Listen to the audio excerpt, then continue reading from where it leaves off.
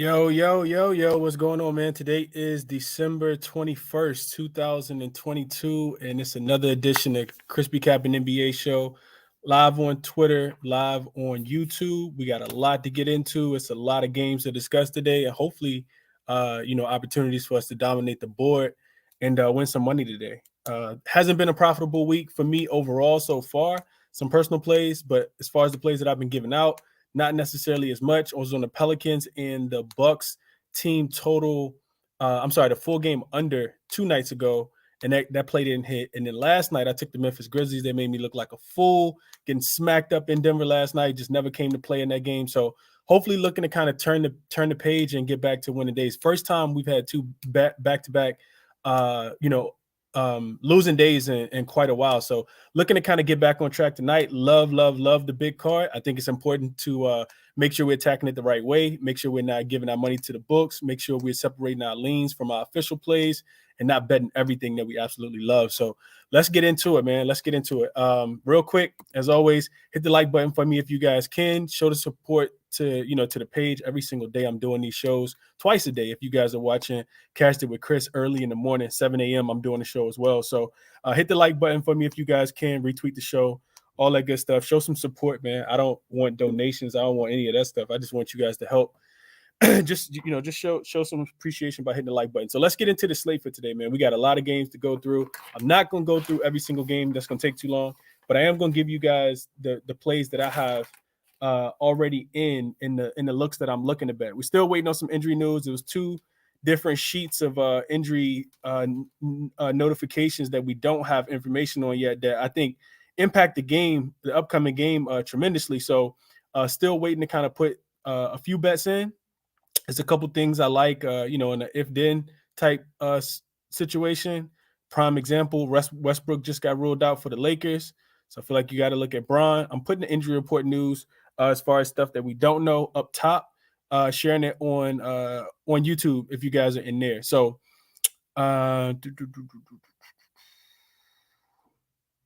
yeah, I think that's everything. So real quick, like I said, I'm not going to go through every play just to kind of leave space for other people to be able to talk and share their plays as well. But I'm going to give you guys what I have in my official plays. So first game, Bucks and the Cavs is the first game on the board. Absolutely love this game. I think it's probably the game of the day. And I talked about it on the morning show this morning. I talked about it early this morning. Shout out to everybody watching, downloading the podcast, listening to the podcast. It is available on Spotify, Apple Podcasts, wherever you get your podcasts, wherever you like to listen to your podcast at. You guys can listen if you don't want to, watch on YouTube. But anyway, back to the game. So the Bucks come into Cleveland. Let's see. Notes on this game. We got 4th straight home game for the Cleveland Cavaliers. Also double revenge game, measuring stick type game for the Cleveland Cavaliers. They've lost already twice to the Milwaukee Bucks. This is a conference game. And I think they get some get back tonight to be short and frank about it. The Bucks will still be without Chris Middleton. You look at this Cavs team. First game they played, they won 100% healthy in that one. The second time they played, Jared Allen got hurt and missed the second half, and both times they were actually leading at halftime. So I think there's some money to be made in the first half if you don't want to take the full game. But I like the Cavs full game as well. I like the Cavs to be winning at halftime. I like the Cavs to win this game. I think it's a reason why the Bucks have won two. They beat this team twice already, but then they're not the favorite when they, in this game. And I think a big part of that is because I think the books understand that, the Cavs can win this game at home. Also, shout out to my guy Joy. He made mention of, you look at the Nets. You look at the Bucks upcoming schedule, and they got some really difficult games on deck as well. They have the Cleveland Cavaliers tonight, and then they get the Nets and the Celtics. So not really sure which game they're focusing on. They did come off a big win against the New Orleans Pelicans the other night. So I'm still on the Cavs though. Cavs 9-0 straight up, 6-1-2 against the spread at home as a favorite versus the East. The Bucks have traveled 12 straight games in a row, all the way going back to November 25th. Haven't played in the same gym twice. They're also just 2-3-1 against the spread versus the East on the road. And then home favorites. One thing I looked at, home favorites playing in their 4th straight game in which they've been a home favorite in the prior 3. Excuse me. With the line of 3 or less, those teams are covering 73% of the time, 73% of time of the spread dating back to 2020. Those teams are 18-5 straight up, 16-6-1. So give me the Cavs in this one. I think you could play them on the money line if you're scared to mess with the spread, because it could be, I think it will be a tightly contested game. Play them on the money line if you like. Play them on the -2 if you like. Spread really hasn't moved throughout the day. I think a lot of people probably just scared to bet against the Bucks, but I'm not. Also, I played the under in this game, under 217.5. Went up to 218. Not 100% sure why it went up. I think it's going to be a really slow paced team. You look at the Bucks; they're the worst rated offense on the road. This Cavs team is the slowest paced team at home. You put those two things together, it's a recipe for unders. Also, the unders 5-1-1 last 7 meetings in Cleveland. Cavs are 10-6 to the under at home. Cavs are also 4-1 to the under as a home favorite when the total was 218 or lower. Bucks 10-3 to the under on the road, 4-0 to the under when the total was 220 or lower. Bucks also 6-0 to the under in away games versus the East. So all of those things kind of lead me to the under in this game. Bucks also 9th best defensive rating over the last 2 weeks on the road. Cavs 6th best defensive rating at home over the last 2 weeks. So yeah, I'm on the under 218.5. I'm also on the Cavs -2. Need the Cavs today. Need the Cavs bad, man. Talk about it, potentially being the best bet on the show this morning. So that's what I got for you guys there. Also, as far as player props go in this game, Giannis typically, I know Bookie was talking about it the other day. Giannis road versus home splits are not as good. He's not as good. We know that they have Twin Towers down there, Jared Allen and Evan Mobley. So I probably I'm not going to tell anybody to fade Giannis, but I do think Donovan Mitchell probably has a big game today. I like his over 26.5 point. That's also my best slip. Not going official with that, but I really like that. Probably one of my favorite player props of the day, because if he's going to win this game, it is going to be because if they're going to win this game, the Cleveland Cavaliers, is going to be because he scores the ball. They don't have the most scoring. They typically Garland gets the other guys involved. Sometimes those guys are missing and not making shots. And if that's the case, we could see, a guy like Donovan Mitchell have to step up and take a lot of shots offensively. So I like Donovan Mitchell to go over his points prop tonight at 26.5. I think it was a -120 the last time I checked. Moving along to the Pistons and 76ers game, not going to really touch on this game too much. I do think, looking at I think the spread is all the way up to 12. On the screen, you guys see 11.5 if you're watching on YouTube. I think the spread is at 12 now. Pretty much every single book. I'm not laying 12 at the crib with the 76ers. I know it's Detroit. I know that they played last night and they got beat up against the Jazz. To me, that's too many points. The Philadelphia 76ers just had to go to overtime to beat the Toronto Raptors the other day. And they were only laying 7 in that spot. So not a spot I'm really looking to back. Philly, also Detroit plays well they play much better defense for whatever reason when they're, a double-digit dog on the road. I got the Pistons at 5-2 ATS as an away dog when the line is 11 or more. They've covered 4 straight times as well. And they do well traveling from home to road. They're 4-2 against the spread traveling from home to road. 3 straight covers there. Also 1-0 ATS in this spot on the second night of a back-to-back where they've had to travel from home to road. They covered against the Bucks and they were getting 11.5 points in that game on Halloween. So I would look towards the Pistons to be able to cover this 12. Not anything that I'm betting. 6 has been on a roll at home, 6 straight home game. They are 11-1 ATS last 12 games at home. Pistons are 1-7 ATS in their last 8 games in Philly. So not a lot I'm looking to bet. I do think that Embiid points are in play. The reason why I think Embiid, I know he's sitting at 31.5. The reason why I like Embiid tonight is because they don't have a guy that can, nobody can really guard Embiid. We know that.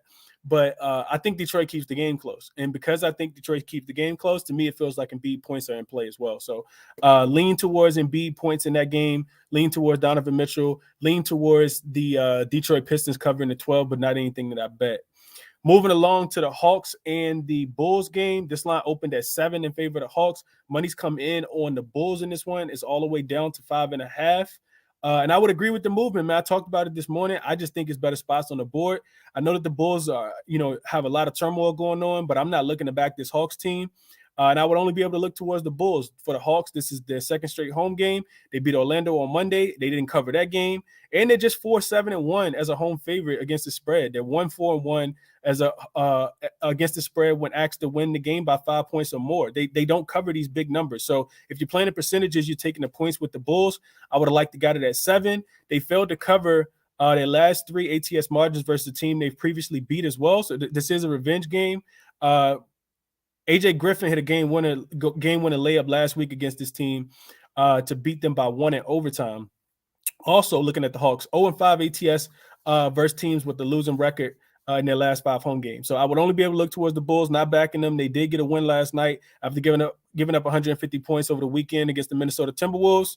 Bulls are also 3-1 against as an away dog ATS when the line is 7 or more. 6-1-1 against the spread as an away dog versus the East. So a lot of things say to take the points with the Bulls. They also 7-3 last 10 against the spread in Atlanta. So they play well in Atlanta, and they covered the spread in the last game. They just didn't win the game.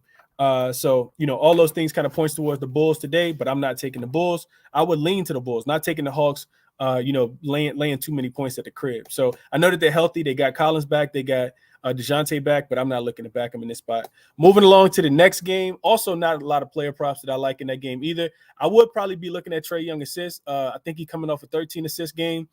Bulls play at a slower pace, but Trae Young has been able to, get his assists whenever he got guys that can actually make shots. Bogdanovich is there. They got John Collins back. They got DeJounte Murray. So Trae Young over his 9.5 assists is how I would look to play that game. Actually did not write that one down. Give me a second. Let me write that down.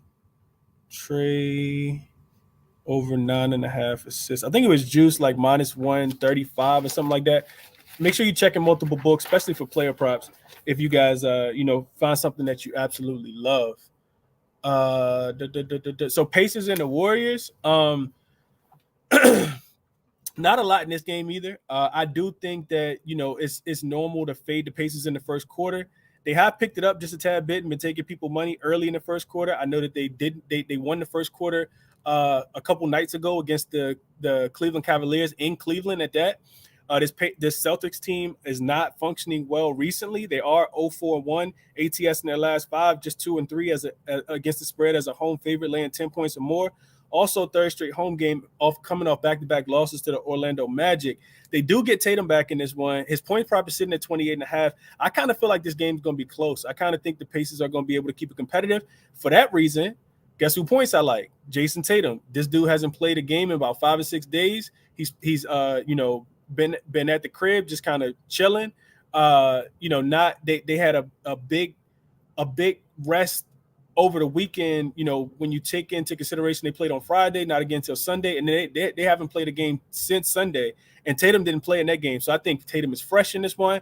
I like Tatum to go over his 28.5 points, but didn't play that one either. It's definitely on my short list. In the over, it opened at 231. Is up to 233. I think it's still some value in the over there. The Celtics are still trying to integrate Robert Williams back into the starting lineup, and Al Horford came back. Since he's been back, he's looked terrible. He was one of the reasons why Marcus Smart assist didn't cash the other day for us on Sunday when I took his over 7.5, and he finished on the hook with 7. So I'll be looking at I think Boston probably makes some shots in this game. I think they probably get back to, because if you watch the Orlando game, they just missed a lot of shots. I watched the game from start to finish. A lot of makeable shots. We know Orlando doesn't do a good job of defending the three-point line, which we'll talk about them in a few seconds. But I'll be looking towards the 70. I'll be looking towards the Boston Celtics to be able to kind of get their offense back flowing. I'm pretty sure they've been making some jump shots at practice and shooting and doing kind of some drills and stuff. So that's the way I'd be looking in this one.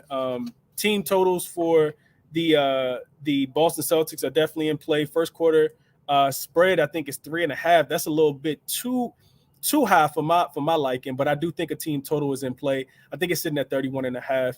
Also, a pivot off of that team total, if you didn't want to play them over 31.5, could look to play the Pacers team total under first quarter 28.5. We know that the Pacers don't typically perform too well in the first quarter, but there is some trends that kind of back the Pacers against teams that have a 50% win percentage or better in the first quarter. So couldn't talk anybody off of live betting this one or just kind of staying away altogether. My favorite look in the game, didn't play anything, but my favorite look in the game would be Tatum points over the 28.5. I feel like nobody's on Tatum right now just because people kind of forgot about him.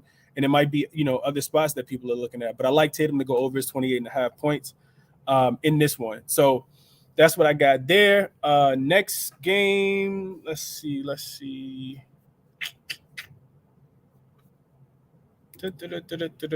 While I take a breath, hit the like button for me if you guys can. Keep going. So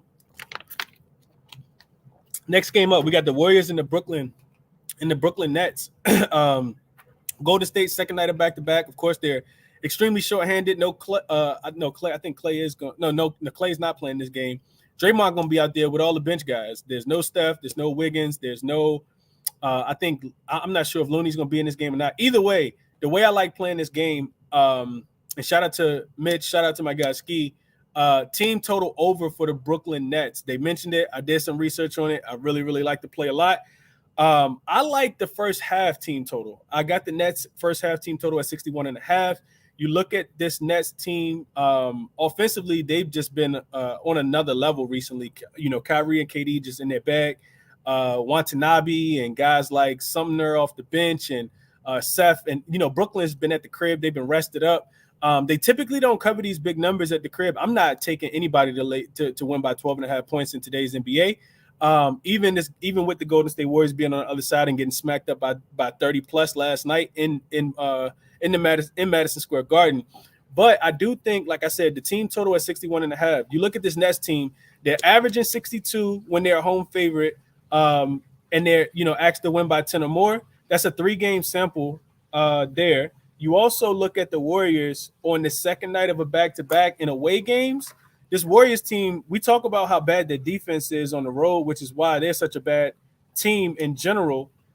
Defense just doesn't show up on the road. The Warriors are allowing 66 first half points in away games on the second night of a back-to-back. So this game, without the elite defenders, I don't see a way that Brooklyn doesn't get to their team total. I think the full game team total is something like 118.5. I couldn't talk anybody off that number, but I played the first half over 61.5 just in case the offense gets a little stagnant towards the end, or if it's a blowout and they don't necessarily need to score as many points. So I like the first half. Pencil me in. That's official play. Nets first half team total over 61.5. Played that one. I talked about the Cavs -2. Played that one for the people who joined late. Milwaukee and Cleveland under the 217.5. Played that one. 3 official plays there. Moving along, the Raptors and the Knicks. Really, we talked about it earlier. Really fishy line here. Knicks only, they opened at them laying a point. It's a 1.5 now. Raptors have not looked good recently. Only 2-8 in their last 10 games overall, and 3-7 ATS in their last 10. They're desperate for a win. I think there's something to teams that are desperate for a win. We've seen teams kind of get off the snide recently that have been losing. I think recently we what comes to mind to me is the Charlotte Hornets going into Sacramento as a big dog in that game and being able to not just cover but win that game outright to end the 10. I think it was a 10-game losing streak there. And then you also you see who else was it? It was another recent one. The Washington Wizards last night in Phoenix. This team, loses to the Lakers. Devin Booker sits, and I think that was a real opportunity for Washington to get off the snide. So there is something to not just backing the Knicks blindly. I kind of feel I don't even know what the word is. Kind of feel.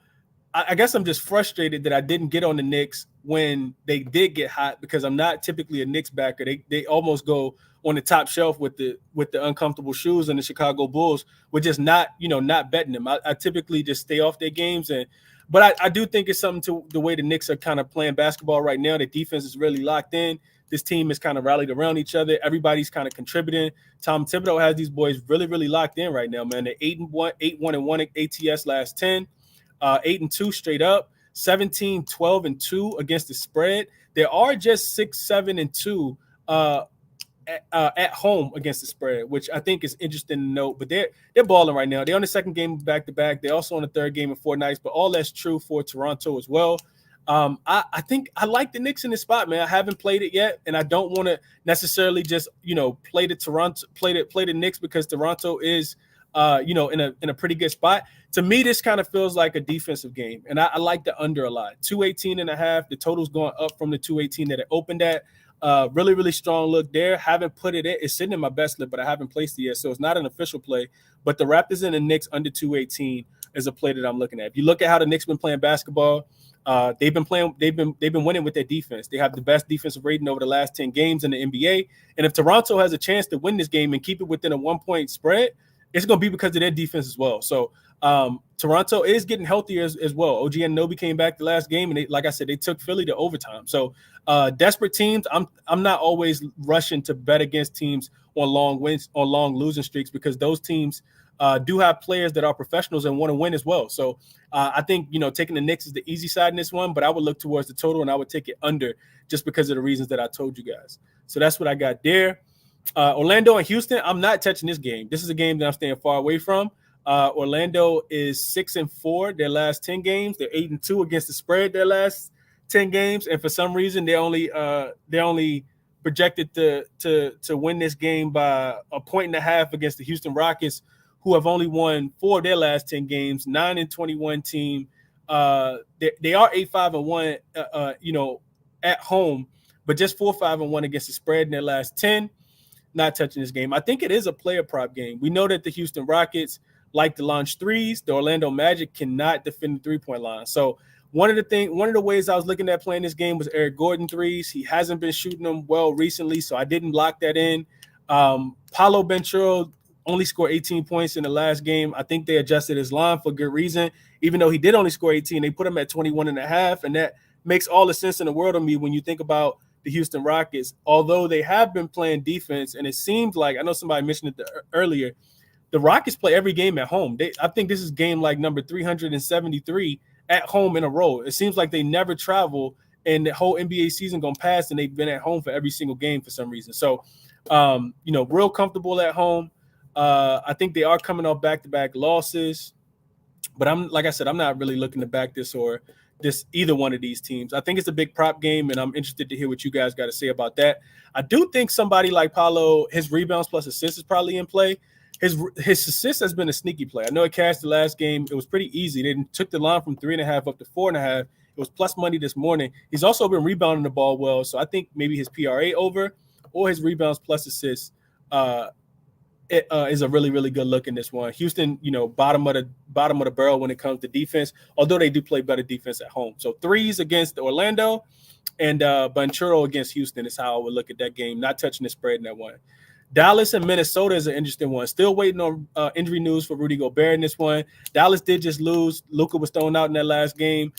They were favorites in that game. They lost that game. Minnesota didn't have Rudy Gobert in that game. And now Minnesota is a 3-point favorite again. Same gym, same two teams, of course.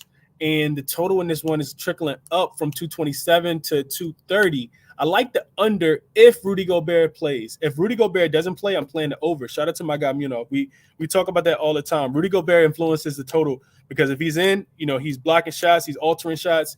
If he's out, this is going to be a track meet. I think the Timberwolves have looked really, really good. Also, if he's out, I'm also taking Anthony Edwards PRA over.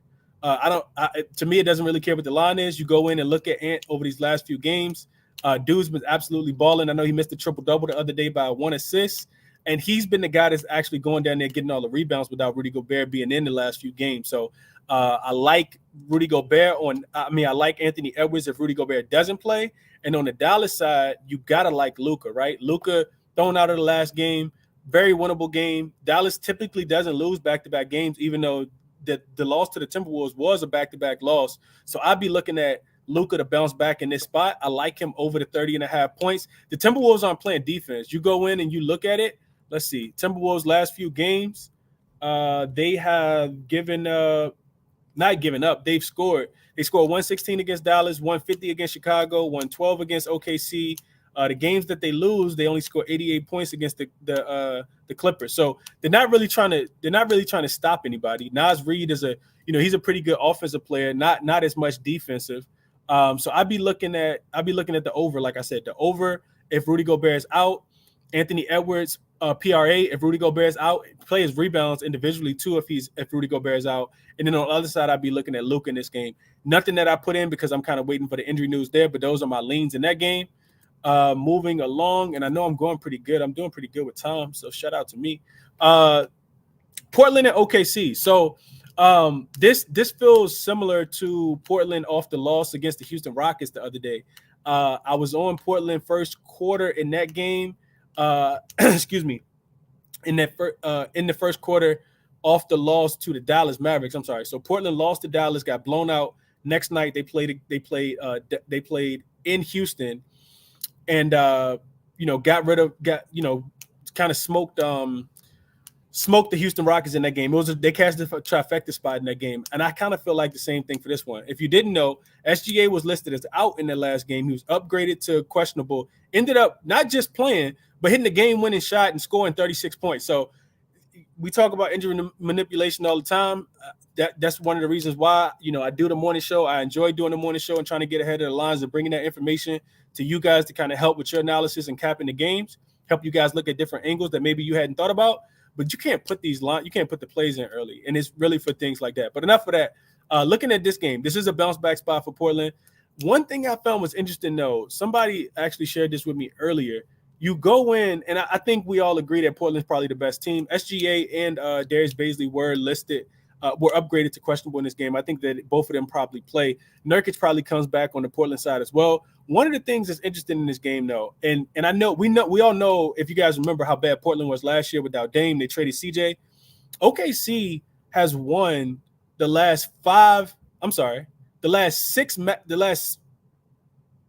times that these two teams have played, dating all the way back to January 31st of 2022.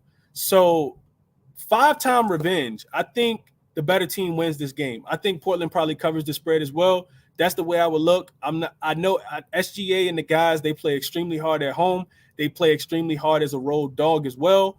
But to me, I feel like Portland probably wins this one. And if they're going to win, I think that they cover this short number as well. They typically play well on the road. I think when they get punched, they typically punch back. I don't see them losing 2 times to the Oklahoma City Thunder, no matter the gym, honestly. So the only way I'll be able to look in this game, even though, like I said, OKC is tough at home, would be towards Portland. And I would take them. I would take the points with Portland if I had a lean in this game, free play in this game. Also think that Nurkic rebounds is in play if he does go. If he doesn't go, Josh Hart rebounds is in play. He missed last game by 1 rebound. He finished on the hook. He was at 8.5 plus money when I put it in, and he finished with 8. OKC side, got to look at Shai Gilgeous-Alexander. Even after the game winner, I think Portland did a good job of containing them. The volume's just there. They don't have a lot of scores on that team. So SGA, he can score so many different ways. He has a pull-up game. He can shoot the 3. He gets to the rim. Real good, just probably one of the best ISO players, especially going downhill in the NBA. So I like SGA again today. I would look at SGA points. I would look at Nurkic rebounds, and I would lean Portland to cover that small spread and get back on the winning track in that one. Next game up, and I'm almost done. The Lakers and the Kings. So I just talked about Westbrook being ruled out. Lakers are without AD, of course. Spread in this one opened at 5.5, is up to 7.5. There was some injury news about Sabonis and Harrison Barnes earlier. I think they both went through shoot around. Lakers, I would be looking towards the team total over for the Kings, man. I know that the total's been inflated just a tad bit. It opened, like I said, at 237, I think. It's up to 240 for good reason. The Lakers without Anthony Davis, they continue to not play defense. In the game, 2 nights ago against Phoenix, they gave up 130. Of course, LeBron didn't play in that game, but they gave up 130. The Wizards, scored 117 against them. So yeah, and those were the 2 games without AD. So I could run the queries and the trends for you guys, but trust me, off the top of my head, the Lakers, the opponents go over their team total when playing against the Lakers. I think it's probably a big game for a guy like De'Aaron Fox, but I'm really hesitant to kind of pick a player prop just because the Kings have so many different scores, especially at home. They get behind their home crowd. The role players start hitting, so it may not be a spot where you necessarily need to have a bunch of a bunch of points from Fox. It could be an assist game for Fox. And monitor the status of Sabonis in that one as well. I'm not touching the Lakers game. If I had to play it, I would look towards the Kings team totals, first quarter, first half, and probably full game in that one, but nothing official for me. And then this last game, the Charlotte Hornets and the Los Angeles Clippers, real bad travel spot for the Charlotte Hornets here. They did get a win in Sacramento, probably out partying. LaMelo probably in Chino Hills, out in West Hollywood, doing his thing, having a good time, enjoying being back at the crib. So they probably get smacked up tonight, is what I'm saying.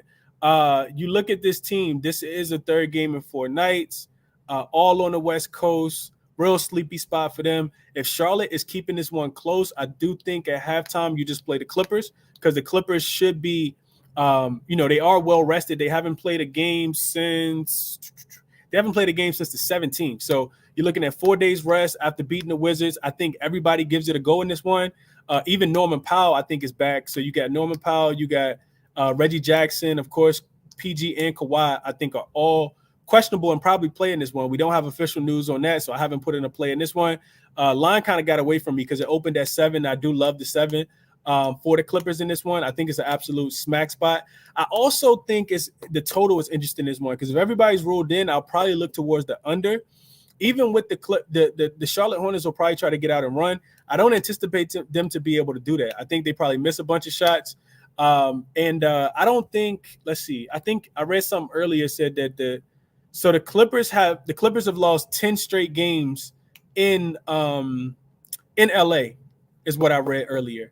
You go back and look, 3, 4, 5, 6, 7, 8, 9. They've lost 9 games in a row, no matter where the spot is. And Charlotte has only covered 3 of the spreads in the last 10 meetings. So I think the game goes under. PG and Kawhi both in. Typically leads to unders for Clippers. That's their best defensive lineup. They still struggle to score at times, but they definitely come out and play defense and kind of leave it all on the defensive end. So I'll be looking towards the under full game if everybody does get ruled in this one. And that's all I got for you guys, man. 32 minutes in the books. Hit the like button for me if you guys can. Bunch of comments over on YouTube. Official plays for me, Cavs minus the 2. You can take the money line. I don't think anything wrong with that, especially if you want to play it safe. Also, really like the first half. Haven't put anything on the first half, though, for the Cavs. Milwaukee, Cleveland under the 217.5 in the same game. The Nets first half team total over 61.5. And then those 3, and then the Raps and the Knicks under 218 sitting in my bet slip. Blazers first half in that one I just talked to you guys about. Even if they don't win the game, we know that the Thunder are the best third quarter team. They typically are losing, pretty big at halftime. So I like the Blazers to only be winning by 2 points at halftime. That's also in my best slip, but didn't place that one officially yet either. Strong lean. I'll probably end up getting there. But right now, I just got the Cavs minus the 2, the under in that game, under 217.5. The Nets first half team total over 61.5. And then, like I talked about, player prop wise, really love Ant. If Rudy Gobert is ruled out, I like Luka go over his points as well. Mavs and the Timberwolves under 230. If Gobert is in, if he's out, I'm taking the over. Donovan Mitchell over the 26.5 points. Trey over 9.5 assists, and Tatum over the 28.5 points is what I'm looking at. Also, I talked about Embiid because I think that game stays close as well. So those are my looks, man. Y'all let me know what y'all on. I think we go crazy tonight. I think we absolutely go crazy tonight. I love the looks that I got. And I think we definitely get some cash. We do only got 2 games tomorrow. Super small slate tomorrow. I think the Pelicans play the Spurs, which feels like, the 100th time that those teams have played. And I forgot what the other game is. But no, it's only a 2-game slate tomorrow.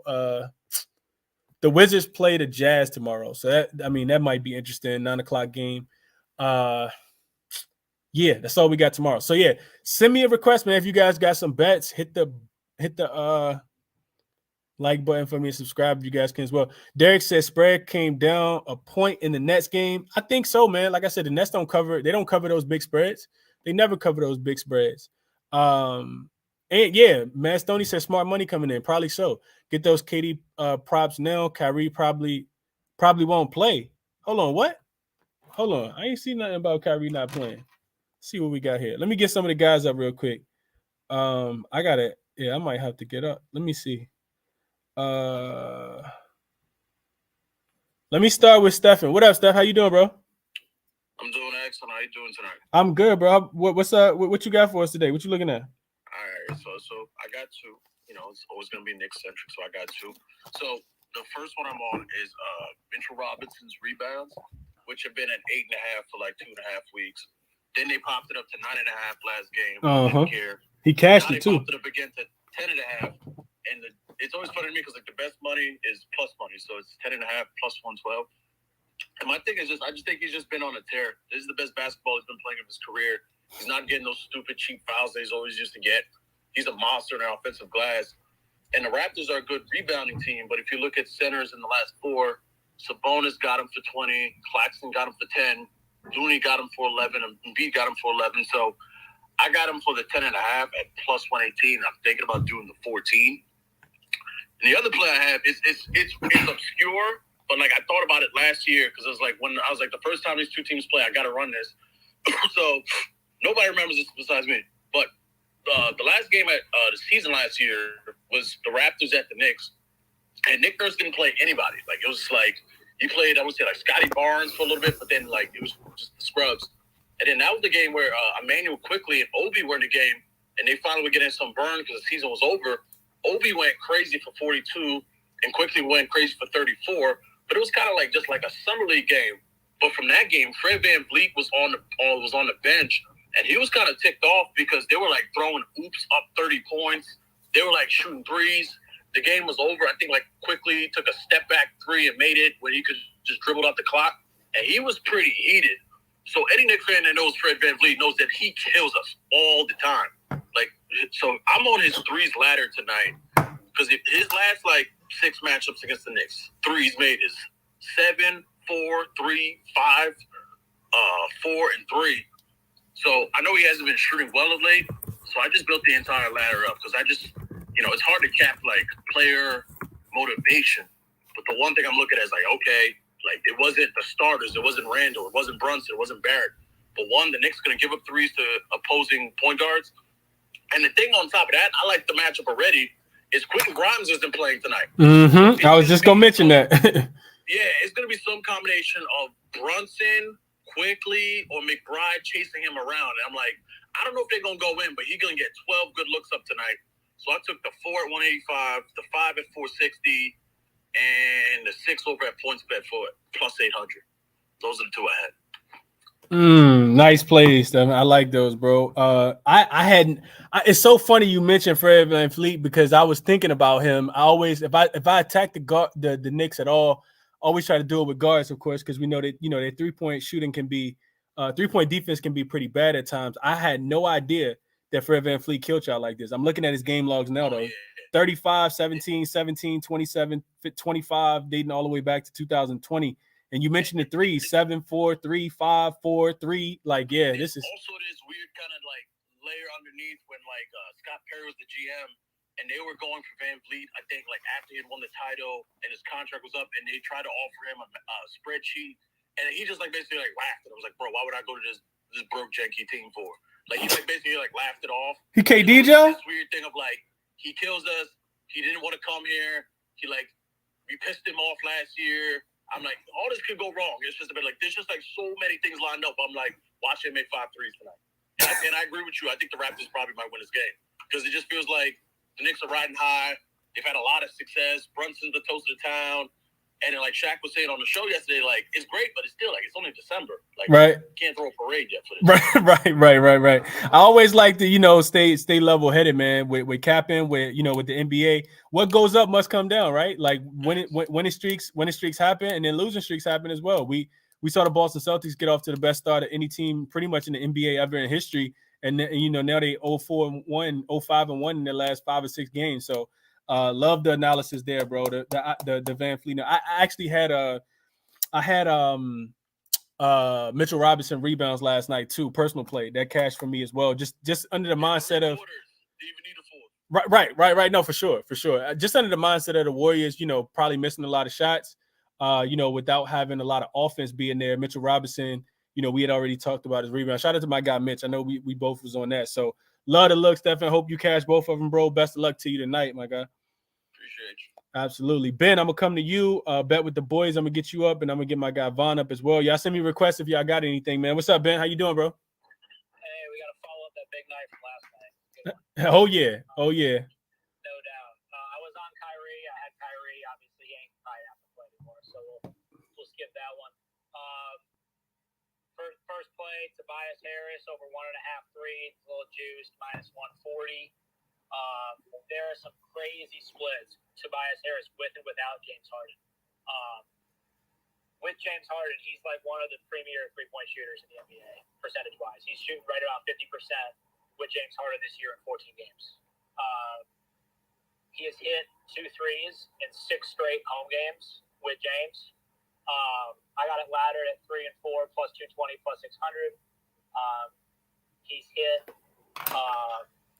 3 threes in half of his home games this year with James Harden, and half of his games overall, like regardless of spot. And then he's hit 4 threes in 3 of his last 6 home games with Harden. He's sort of on a tear this month, shooting wise. If you look at what he's done the last 6 games in December, he's averaging right around 4 threes a game. Not coincidentally, that's all been since Harden came off the injury report and has been playing. You go look at the Detroit side, and you figure who's going to guard who, right? Durant's going to have his hands full with Embiid down low. So you say, okay, are they going to sag Bogdanovich off PJ Tucker to help with Embiid, or are they going to sag what's his name, Stewart off PJ Tucker to help with Embiid? It probably makes sense to sag Stewart off, so they probably have Bogdanovich, chasing Tobias Harris around. I mean, we all hopefully saw what Lauri Markkanen did last night to Bogdanovich, right? He had 9 threes. We got a guy, we got a matchup, right? Pistons last 7 games are second in the league in threes against small forwards, 6th in the league in threes against power forwards, and they're in the top 10 in both last 15 games and full season. So we got a really good matchup here.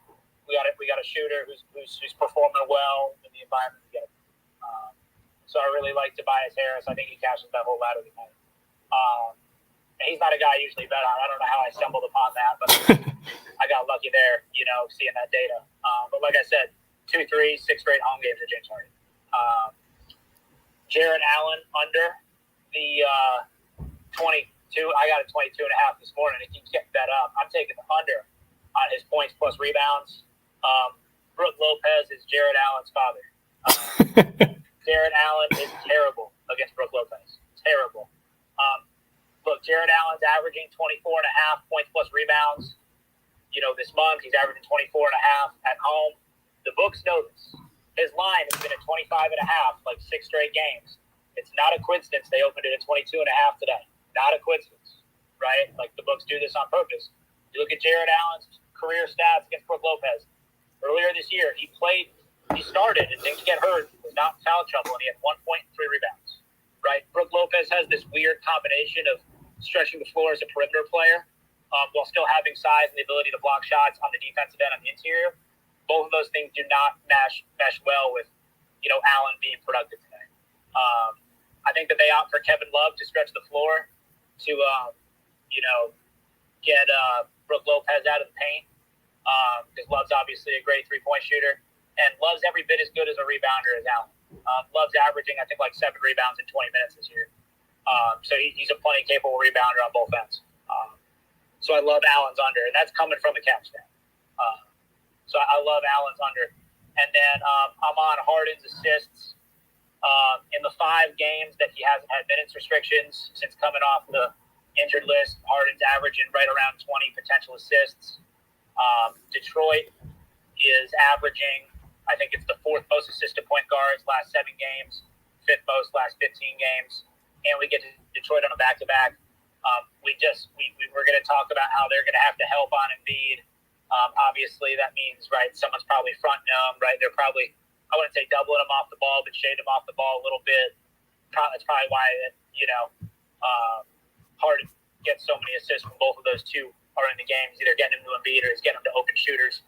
We know Detroit struggles with, 3-point shooting against, especially from the forward position. PJ Tucker's a good 3-point shooter. Tobias Harris, we just talked about, very good 3-point shooter when Harden's in the game. Right, we like to see guys, get to that 60% mark of their potential assists, 60% of 20 potential assists, 12. We only need 10 with James Harden. So, we like this line at 9.5. It might be a little juiced now. I got it this morning at -130. Again, Detroit's on a back-to-back, tired legs, not great defenders. And quite frankly, their best defender is probably Killian Hayes, who's probably going to be guarding Harden. He questionable. He not even ruled in yet. Oh, he's not? Well, either way, even if he is, right, that just bodes even better. But if you're going to give me 20 potential assists, you're going to give me a line at -9.5 for a guy who regularly hits this line, I'll take it, right? He's 3 of the last 5 hit this line. Even the last 2 games, he still had 20 potential assists average in both. I think it was 19.5 average between the last 2 games where he had 8 and 9 assists. Again, guys just ain't hitting shots, but that's all we can ask for, right, is potential assists and plus matchups, with the other guys, which we're getting tonight with Embiid on a rookie, Durant and Tobias Harris getting, barbecue chicken Bogdanovich. So I like that 9.5 from Embiid too. Or sorry, from Harden as well. Okay. That's what I'm on tonight. Okay. Hey, best of luck, man. Best of luck. I got that Harden on my short list as well. Like that look a lot. I think it's going to be a pretty competitive game too. I don't think that, the 76ers just blow the Pistons out in this spot. So I like that look as well. Bet with the boys. Go ahead, Ben. I feel like that them and Golden State, the Pistons and Golden State, whatever you think they're going to get blown out, they keep it close. Right. Especially off of getting blown out. You know what I mean, Ben? Like both of them got blown out yesterday and both playing in the back-to-back today. Yeah. So yeah, I'm with you. You got to, as we get more data on these teams, I think we can get sharper with, how they play in these certain environments, right? Traveling from road to road, traveling from home to road, back to back, 1 day of rest in between, 2 days in a rest in between, all those good things. So, more and more games give us more and more data. The Sixers just don't blow people out when they should. That's a fact. And if they do it in the second half. They keep it close in the first half. That game 2 days before Christmas last year when there was no Trae Young, no John Collins, no Clint Capella, and everyone's thinking oh my God, right? The Sixers are about to blow out the Hawks. They lost to them outright. This goes back more than just this year. This is just a complacent Sixers deal. Yeah, right? Yeah. They need the motivation spot. They play a lot better play up the competition. They play down the competition as well too. Exactly. Yeah, no, I'm with you there. Yeah, no doubt. Okay. Bet with the boys. I want to come to you and then I'm gonna kick it to Vaughn. What up, Bet? What's up, baby? How you doing, man? What's going on? I'll say real quick, you're damn right. Sixers don't play up the competition. But yeah, real quick. I like a look. I like the Rockets +1.5 today. I got it a little earlier. I got it +3 when it opened, but it's moving down the way I like it. I don't know if that's because of Wagner might not play, but looking at the Magic team that's on the last 3 out of 4, they're on the edge of a road trip, I believe, and Houston on the other end is on the end of a home trip. So it's one of those spots where the Rockets have kind of seen a lot of regression in the last couple of games, and on the opposite side, the Magic have seen a lot of progression. So I think they're going to meet right in the middle today. I actually like this Rockets roster and matchups a lot better than the Magic side. So I think getting them at plus money is just a good look today, Chris. Okay. I couldn't talk you off of it, but as long as you feel like you got some value on it, that's all that matters, bro. That's all that matters. Yeah. Best of luck to you. Yeah, brother. It's not fun betting the bottom of the barrel, in the NBA, but you got value, you got to take, right? Yeah. If you find the edge, that's all that matters. Don't let anybody talk you off of it either. As long as you feel comfortable with it, it's your play. It don't matter what nobody else think. Best of luck to you, Bet. What up, Vaughn? Yo, what's good, bro? You hear me good? Yeah, you good? What's going on? I'm good, bro. So a lot of your lanes is a lot of the shit that I got played. So I'll be able to run through these kind of quick. Favorite player of the night, Kings total. Team total, I got it at 122.5 when it first came out. We got the Lakers giving up 124 without AD, which is worst in the league. And guess who's the top scoring team at home? The Kings. I always said the Kings turn up at home. Leading the league in field goal percentage at home. Also third in assist at home. Second in offensive rating at home. Number 1 in effective field goal percentage at home. let's see, Lakers 20th in defensive rating on the road. So I went with that Kings team total. That's my favorite play of the day. My second favorite play of the day is I got a two-leg parlay. I have Donovan Mitchell at 25 and Luka at 30, and I got that at plus 166. So I love that play tonight. One of my favorite plays as well. I did James Harden assist at 9, Trae Young assist at 10, and I got that at plus 133. Trae Young leading the league in the potential assists over the last 5 games, leading the league in assists in the last 5 games, adjusted assists, shit like that. So 2 of the top guys got pretty good matchups tonight. Again, that's Trae Young at 10 and Harden at 9. I just laddered them both down 1 of their line, and I got that at plus 133. Let's see. I went on that Pacers first quarter team total under. So this number of 28 and a half is a number I like a whole lot for them being. Like I said earlier, they have been against better teams and on the road. But if you look on the season, they're still last. Let's see. 11 to the under of that number of 28 and a half on the season. Let's see, they're 23 and 8 on this number in the entire season, 11 to 15 on the road. So just first in turnovers on the road.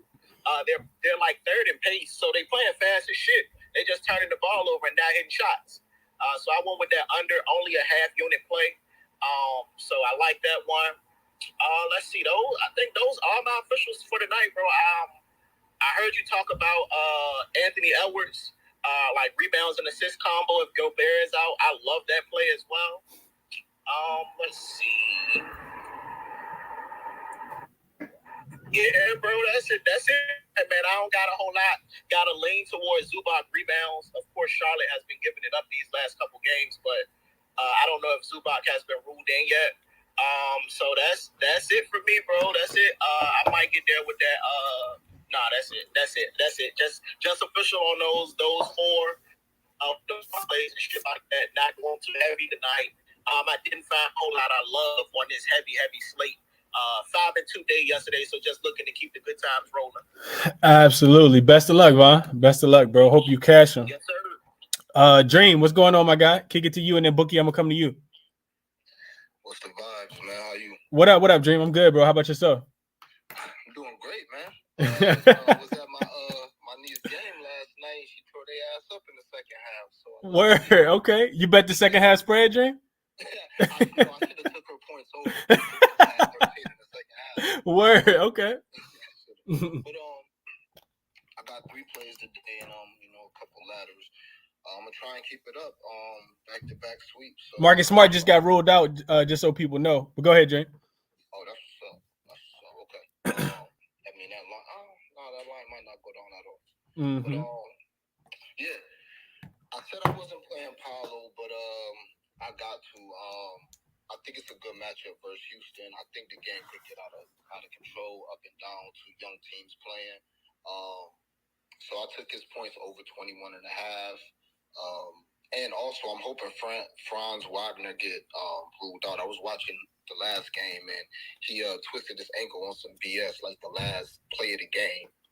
I think it was against Atlanta or something, and it looked pretty bad. So I already said, and Paolo blew last game by fouling DeJounte, who he got a little rivalry with over the summer. They were same time, yada yada. So Paolo got a lot of motivation to come out and right his wrong from last game. And plus, I think it's a good matchup. So I took his points over 21 and a half. Markelle Fultz, same game. I've been playing point guards against the Rockets all season. There's no reason to stop now. Fultz is actually having a very good season. Last game against Trae Young, a good point guard matchup. He had like 26 and 8 or something. And he's using his body, man. He's looking good. He's throwing his weight around and getting to the hole. He's hitting free throws. So I played his points and assists over 20 and a half. I got it at plus 100. I don't know where it is now. That play was also motivated by Franz possibly being out, but I love both of them, whether Franz is out or not. If he's out, I just like him more. In the last play, I took. Hold on, I'm tripping. What is my last play? I'm waiting for this Zubac news. If Zubac news, if he playing, I'm taking his points and rebounds. LaMelo. Yeah, LaMelo. So, and tonight I'm just playing his points. You did allude to how, it's a homecoming game and all that. And he was probably out partying and doing some wild stuff, but he also was going to want to put on, too, for his hometown crowd. Got a lot of fans, probably some family in the stands. So I took over his points. I think the volume going to be there. Rozelle shouldn't be playing. So I love his over points, and I would ladder his points. What they got him at, Jay? Is it 21.5 or 22.5 now? 21.5. 21.5? Okay. And the threes are still the same, too, 3.5. Yeah, I did look at the threes. I didn't look at the points. Okay. Now I like LaMelo. And I'm glad you mentioned Zubac, Dream, because I know we've been just fading, whoever the Charlotte Hornets been playing against. Like, it's been bad. Like, yeah, I mean, last two games, Jokic had 20 rebounds in the second quarter, and we saw with Sabonis there, right? So yeah, love the Zubac look, bro. Love the Zubac look. A lot of value there for sure. Writing that one down. I'm glad you mentioned that because I hadn't thought about Zubac today. Okay. He already got a 30 and 30 game this year, too. Yeah, he's playing against them. If he healthy, he could go for 40 and 40 tonight, the way they've been playing. Man. Okay. You got anything else, Dre? Now that's it. As far as the ladder, I like Fultz to score 25. I got him at plus 1,400. You can get him 20 points and 10 assists at plus 5,000. That's about it. Ooh, okay. Yeah, that's spicy, especially if like you said, if Wagner doesn't play tonight. Okay. Best of luck, Dream. Hope you cash him, bro. Yeah, appreciate y'all. Best of luck. Absolutely. HB, no, Bookie. Let me kick it to you, and then HB, I'm gonna come to you. What up, Bookie? Bro, Chris, how we doing, man? I'm good, bro. How about you? Under, and I got another two-legger. I like that's two overs. I'll start with that. Okay. I'm scared. I went away with the under. But, as you mentioned, I actually love Trey assists today, but I'm also targeting it at the angle of Bogdan hitting some threes too. I got Bogdan 3+ 3-pointers and Trey 8+ assists at minus 105, and then I put a 0.35 unit on 4+ threes for Bogdan and 1.5 unit on 5+, 4+ being plus 146, and then 5 is plus 325. Okay. Trae Young, 8+ assists in 21 of 28 games this season, averaging 10 assists on 17 potential, 14 assists for Chicago just 4 games ago. Bogdan, 3+ threes in 5 to 8 games this season, averaging 3.9 threes on 9.5 attempts, shooting 6 of 14 against Chicago. That game did go to OT. Bogdan only shot 1 for 1 in OT. I'm not sure how many assists Trae got in OT. Trae Young's averaging 1.6 assists to Bogdan, almost triple the assist of the next player on the team. So he's connecting to Bogdan a lot, the most of any other player. Fun fact, DeJounte Murray has no assist to Bogdan this season. It's kind of crazy. The Bulls allow the most 3-pointers made to shooting guards over the last 30 days. And 15 to 21 shooting guards with 7+ 3-point attempts, he averages 9.5. So we scaled it down a little bit. Have made 3+ threes, and 11 of 21 have hit 4+. Chicago allowing the second highest points per possession and field goal percentage, and the third highest score frequency to spot up shooters. Bogdan shooting the most spot up attempts per game on Atlanta with 4.8 per game. Chicago has the 8th worst defensive rating over the last 12 on a back-to-back. Barry got a high game total of 23 of 236, so I really like that. And then this under I really, really like this one. So I put a half unit on Holiday under 20.5, and Cleveland plus 4.5. That's minus 110. And then I threw another half unit on under 2.5 threes. Cleveland plus 4.5. That's plus 115. Holiday is at 21+ points in just 9 of 23 games. 3+ threes in just 9 of 23. And 21 and 3+ threes in only 7 of 23 games. Cleveland allowing the least 3-pointers made and the 4th least points per game to point guards for the last 30 days. Holiday is attempting 86% of his threes from above the break. Cleveland allows the 8th least attempts and 5th lowest percentage. Holiday over the last 12 is scoring 38.5% of his points from 3 and 41% of his points in the paint. Cleveland over the last 12 allows the 9th least 3-point attempts and the 3rd lowest 3-point percentage, along with the 4th least points in the paint. Drew Holiday in 2 games in 2022 versus Cleveland, 9 points, shooting 4 from 13 from the field and 1 from 3 from 3. And then the other game, 4 points, shooting 2 for 9 from the field, 0 for 2 from 3, averaging just 12.1 points per game on 10 field goal attempts with 0.9 3-pointers made on 2.1 3-point attempts, going under both 21 points and 3-pointers made and 3 3-pointer mades in all 7 games versus the Cavs on the playing for the Bucks. I'm not going to regurgitate everything you said about Cleveland. I love Cleveland today. That's why I altered the spread there. I mentioned the best defensive rating in the league over the last 12.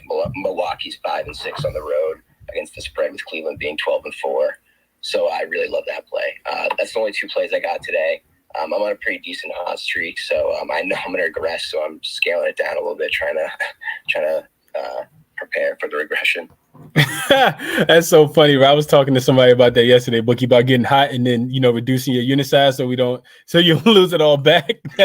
You smart guy, Bookie. You're a smart guy, bro. That's intelligent. Best of luck to you today. I hope your plays cash, man. Definitely hope you cash them. D-Gen, I want to kick it to you, and then HB, I'm gonna come to you. What's up, bro? I love that point that guy made at the end there, and like you said, and my bad for spamming requests a bunch. My shit was having some issues. No, it's all good. I only got one. I love whoever brought up Markelle Fultz tonight, man. It's not an official play for us, but this is a guy we've been picking and choosing our spots to bet on recently, and I like the Magic tonight, man. The Magic, they've been playing great basketball recently. Yeah, the Magic. I don't know how many of you guys have been watching the Magic, but they just lost to the Hawks the other night. But before that, they were on a 6-game win streak, and they're still 6-2 against the spread in their last 8 games overall, covering against the Bucks and the Hawks, so 2 good teams. And Fultz, yeah, he's came out of nowhere, having a great year. He's kind of, him and Paolo are just, I think they got a lot of good chemistry in that backcourt. I think that could be the future of Orlando, and I know I've been in here a few times. A couple other people like the Magic this year, and this is a team, man. They should beat up on this Rockets team. Rockets allowed their bottom 5 in defensive efficiency and opponent 2-point percentage. So I like the Magic in this spot for a straight play tonight. But going back to the old workhorses tonight, we're going to go with Donovan Mitchell over 26.5. Got burned by him the other night, like the rest of gambling Twitter. But, he put up 23 points in 22 or 23 minutes, whatever it was. So got to run that back tonight. But the one I'll really dive into, guys, we're taking Shea over 30.5 points. It's been one we've been taking all year, so we might as well take it again, right? I don't care. Don't care if it's public. Don't care if it's square. He scored 31 plus in 18 of 28 games this year. That's around a 65% clip. If you've gambled long enough, you'll take a 65% clip in any sport, regardless of what it is. So if I'm going to get this number below 31, I'm going to take it. He's averaging 31.3 points per game this season. And he just scored 35 versus the Blazers the other day in a game where he didn't even play well. He took 21 shot attempts. He only shot 41%, which is 10% lower than his season average. He only had 6 points in the first quarter, which is 3.2 points down from his first quarter average of 9.2 points. So if he can put up 35 against this squad, this Blazer squad, while having an off game, I definitely got to play him again tonight. And Josh Giddey, they said this morning he was expected to miss the game. I haven't seen if that's confirmed or not, but in the 4 games Giddey's missed so far this season, SGA has an average of 32.5 points per game while averaging 24 plus field goal attempts. So, the volume's going to be there tonight. If he can make some buckets, I think Shea's going to cash fairly easily, maybe middle of the 4th or something. But appreciate you, Chris, for having me on, and love the plays tonight, guys. Absolutely, DJ. I'm with you on Shea. Like I said, it's in my best slip. I haven't placed it yet, but I love the spot for him again tonight. I don't think that the Blazers are going to do anything different defensively, and the volume is just going to be there. So absolutely love the look there for sure. Vaughn, I see your hand up, so I'm gonna kick it back to you before I go to HB. What up? Oh, nothing. Just real quick. I heard you mention. I don't know if it was on Ronald's show, but Sunday was Deuce's birthday. That's why Jason Tatum ain't play. I saw that too. Like I saw it with speculation that you can't miss a game because your son got a birthday because he turning 5, right? Like, can't you do both? Like, I don't know. I saw that too, Vaughn. I have a hard time believing that. I need a more credible source, I feel like. But hey, I'm the same way because I was getting ready to, before I said it, I was going to chip in and say, like, hey, the sources are saying, because I've seen a few people say it, but I ain't seen no pictures, no videos. Like, I don't know how much I believe that shit. Yeah, same, bro. Same. Let me kick it to HB. What's up, HB? Yo. what's good? You can hear me? Yeah, you good? All right, copy. It's crazy. Like I got through now, but last night I was needing to get on your show for that triple double that I caught. But it is what it is. New day, new money. So I just got a couple of questions. Like, so for the Portland Blazers game, like, all right, they lost by a buzzer beater. Am I wrong? What you think is not a good look? First quarter, Portland, the Blazers won't spread is at plus 100. You think they come out strong and just like, all right, you know? I looked at that as well, HB. You talking about taking the Blazers? It's what? It's -1.5, right? Nah, yeah, -1.5, and it's plus 100. Yeah. So yeah, I think I couldn't talk you off of it. What I will say is that sometimes the Blazers are one of those teams that, well, not the Blazers, more so OKC.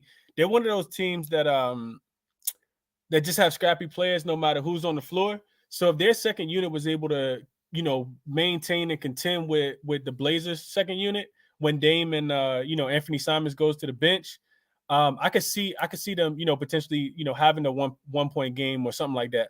I actually, you go back and look at it. I think the spread in the last game was the same, and OKC actually covered. I think the game was tied at the end of the first quarter. So I guess what I'm saying is this, HB, the Thunder typically play a worse second quarter than they do first quarter. So I would look towards the first half. I talked about that. You can get the first half, a lot more basketball. You get the starters 2 times to, come through and do their thing. And you can get that at 1.5.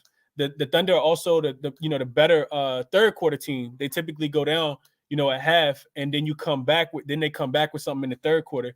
So I would play the first half spread minus the 1.5 over the first quarter. The first quarter been janky. That's one of the reasons why I haven't given out, a lot of those. And the first quarter is based on, if you think about it from a motivational standpoint, then you're right, HB. You can jump on them early. But I just kind of feel like the better play, the safer play maybe, is probably the first half. But both of them could cash. The last time the Blazers lost an away game, they covered both. It was against the Houston Rockets in Houston. They covered the first quarter, first half, and full game. So I couldn't talk you off of it. But in my best slip right now, I do got the Blazers first half minus the 1.5. Yeah, I'm looking at it too. It's just that that plus 100 is so enticing. Like, right. Like, if I lost a couple of days ago off a buzzer beater, I'm flames. Like, I'm mad. I'm thinking about this game right here. But I hear where you're coming from. So yeah. My next question, I'm looking at my best slip right now. Oh man, I feel like the whole world's on Cleveland, and it's scary. Well, I see 52% of the tickets on Milwaukee. So I think this one kind of, a lot of the public gonna be on Milwaukee. They're typically the better team. They've won both games so far this season. So I don't think everybody's on Cleveland. At least I hope not. I hope the refs on Cleveland. That's what I need. Because every time it seemed like I pick a side, I get the team I pick don't get no calls. So yeah, I hope the refs on Cleveland. That's all. That's what I need. Maybe I should have said all my friends on Cleveland. So okay. I'm gonna stick on Cleveland. And the last one on my best slip, Orlando Magic's. I see the number. I heard the last guy talk about Houston Rockets, and I get it. It's the last of the home game, but Orlando's playing good basketball. Like, I don't want to fade them. They look like, I really don't bet, but on Orlando, but they look good. So, and Houston, who cares? I don't know. Because you did pick Orlando, did you, or you was going down through He's picking your games? Oh no, I ain't pick nobody. HB, I'm staying off of that game. I'm not trying to. Yeah. I'm not. I don't like Atlanta. I don't like Orlando as a favorite against anybody. As a dog, they've been. They've done well. The last time I picked Orlando as a favorite, I think they were playing Charlotte. They were at home, and Charlotte smacked them, smoked the boots off of them in that game. So yeah, I'm not picking them on the road. I know that they've been playing well, but I just feel like it's better. Better games on the card for me. So I'm not picking a side in that one. What I will say is this, HB. I see the line actually moving all the way down to, it's a pick now in that game between Houston and let's see, where did I see it at? -108 right now. You see, hold on. So yeah, it's down to a pick. Houston actually favorite on Circa right now. if you can get Orlando as a dog, I think I like that spot. It might be a live betting spot too. If Houston comes out and dominates Orlando early, maybe you jump on Orlando and you take the points. You take them plus the points. Not 100% sure how that game's gonna play out. So like I said, probably a pass for me. I think it's better spots on the card, in my opinion. I hear you, brother. Last one. I know because I throw some of my hands up. Anthony Simmons with threes. Anthony Simons? Yeah, there you go. I can't never pronounce his name right. You think that's a good look? Like ladder it up with 5? I want to shoot it. Potentially. What up, man? I watched that game the other day. Anthony Simons, like I know a lot of people, on the Blazers, and I would look towards the Blazers as well. But bro, like I watched that game. One thing you can count on, a lot of people. We had the lady came in, not too long ago, and she was talking about how she don't bet the NBA because they don't play as hard. They got all the money, bro. Like if you watch the Oklahoma City Thunder play, they don't have they got a lot of talent, but they got a lot of heart.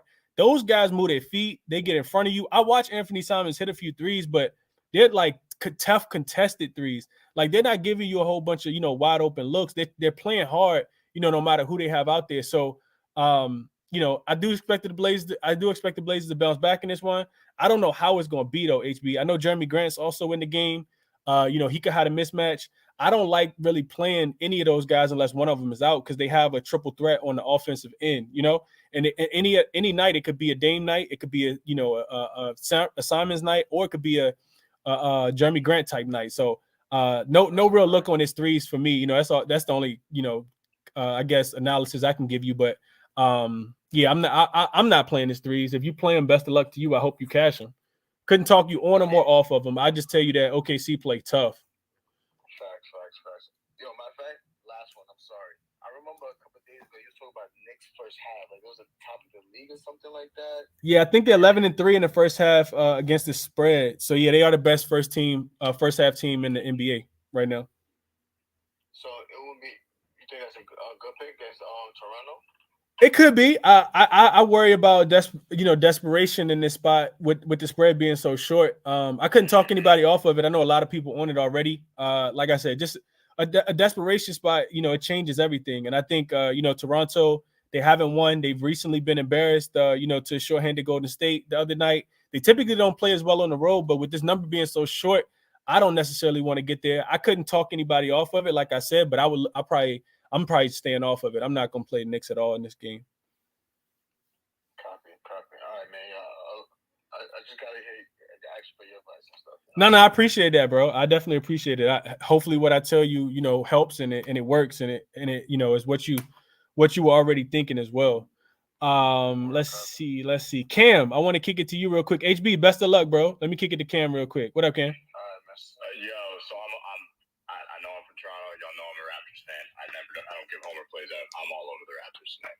Straight up. I'm gonna just say that right now. like I was at the Kings game. I was at the Brooklyn game. We played better than both those teams without OG. Listen, we're on a 7-game losing streak. Desperation's not even a word. Like things are dire over here. People are talking about, oh shit, playing for what? Many people don't know this line, but Masai Ujiri once said playing for what? Like, he's not about playing like a playing tournament. And look, I don't think these players want to split up. So at the end of the day, I think tonight's a game that is a must-win they're looking at it as. And what are the books telling you? Listen, the Raps have lost 7 straight, and we're only it's only -1.5 the other way for a team that's won 8 straight. The books don't believe in the Knicks tonight either. Like, straight up. Like, they're not – like, this spread should be -4.5, -5 if you look at what's been going on. But the truth of the matter is we lost that Kings game because they hit 16 threes to our 6. We lost the Brooklyn Nets game because Kyrie Irving went crazy in that last little bit, and that shot, that was it. Like, we played better than these teams. Philadelphia, we missed 5 open threes in overtime. Like, a lot of anomalies, a lot of weird shit's happening with the Raptors right now. It just feels like luck's not going our way. I don't think that's going to be the case tonight. On the money line, the Raptors being plus money, for me, I have to take them tonight. Plus 105. I'm all over that for me. It's just the books. Everything's telling you that this is a bounce back spot for the Raptors. Whether or not it means we go on and win a bunch of games, I don't know. But I think this is a game that, for me, I circled as soon as I saw we were the favorites. I mean, we were underdogs. I'm like, this is the game I like for us. just based on what I've seen from the team too, right? Like this is a bet I'm making based on like I'm watching this team play. I've been there. Like, we're not as bad as the record is telling us, and this is kind of where you can get some value out of this team. And OG's back. 5 of 6 of the 7 losses we had, we didn't have OG. The whole league, everybody wants OG for a reason because he's like one of the best, if not the best, perimeter defender out there. I think Brunson will have a hard time tonight. I wouldn't be surprised if OG's on Brunson for the majority of the night because you can put Fred on Grimes or Quickly or whoever that person might be beside him. So that's my one player at the Raptors. If you believe the Raptors are going to win, I have 2 other looks that I'm looking at with them is Pascal Siakam, 25 points, and a Raptors win player performance doubles plus 260. Again, the value is just too strong. And this is only if you believe the Raptors are going to win. Don't bet this if you don't.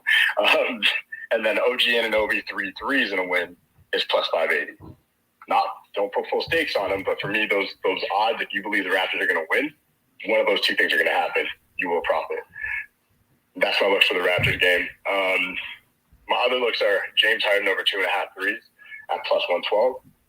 I think he's hit that 4 to 5 games. He didn't hit it last game, but like the other 4 straight, he's hit 4. He dropped 4 threes, 4, 4, 4, and 3. He's taking a lot of them. He's looking real confident. The stroke's looking nice. He's all the way back. So for me, James Harden to hit 3 threes at plus money is an easy bet. And then same game, Tobias Harris. Tobias Harris destroys bad teams. That's what he did. Like, he really shows up for bad teams. And he's just been playing decent overall in the last 2 games anyway. His points line tonight is set at it's plus money at over 16.5. I went as far as adding just 2 threes to it because he's hit 2 threes in his last 7 out of 8 games. Minimum 2 threes. So I added 2 threes to over 16.5, brought it to plus 141. But if you want to just take the plus 100 at over 16.5, that's also a good bet. He basically, against teams under 500, averages close to 21 points a game. In some of those most recent displays, to give you guys some numbers, so you know I'm not just talking shit. Against Charlotte, he hit 17. Against Houston, 27.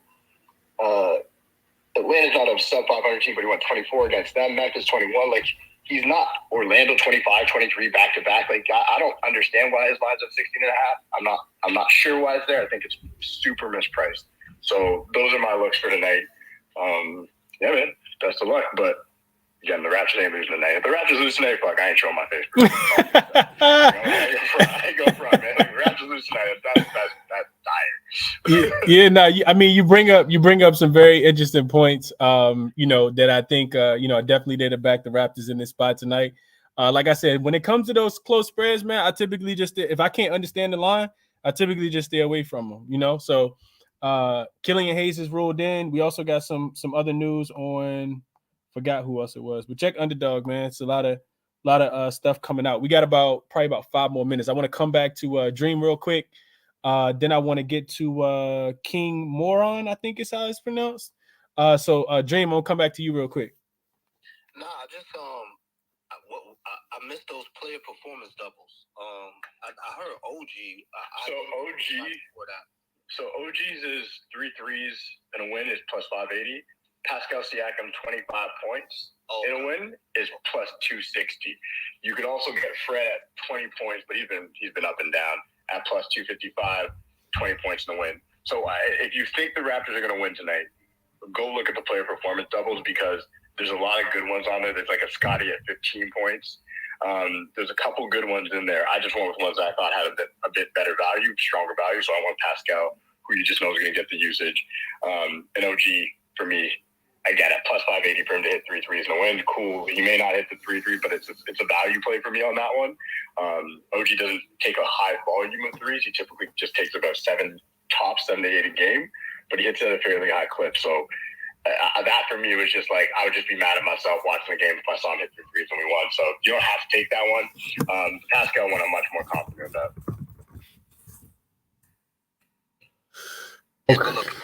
Okay. Let me go to King Moron. What's going on, man? How you doing? I think it's your first time up. What's up? Yeah. And shit, I got one play. I got the Jaden Ivey to get over 20.5 points, rebounds, and assists. And that hit yesterday. He had 39. So I'm just riding with that one. Running it back with him? Okay. Yeah, I was watching that game. I was definitely watching that game. He looked like a little baby Westbrook out there. He trying to shoot it every time. He ain't looking to pass to nobody. So I could definitely see that, bro. And he young, so he got the legs to go. In the second night of a back-to-back. I hope you cash it, bro. All right, thank you, bro. Absolutely. Let me get the sharp up real quick. And let me get Legacy up too, and then we're gonna get up out of here, man. Let's see. Did we get him connected? Sharp, can you hear me?